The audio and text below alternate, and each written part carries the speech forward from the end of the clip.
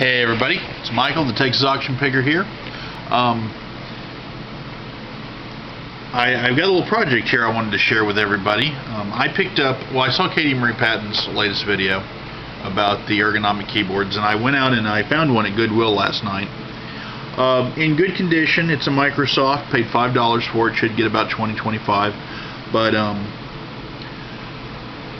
it needed a little cleanup, and you generally cleaning a keyboard is a pretty simple thing.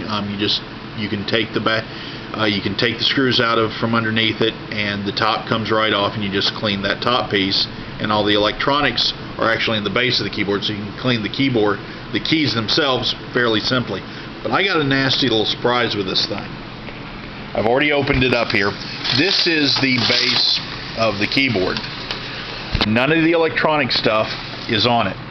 It's all up in the top.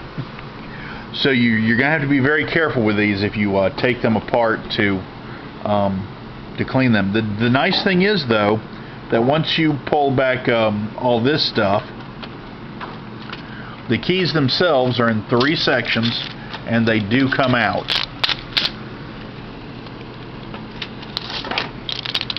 So you've got 3 little smaller key sections here to clean, and that'll be separate from all your electronic stuff. But that was quite a surprise to me, having this part all attached to the top of the keyboard.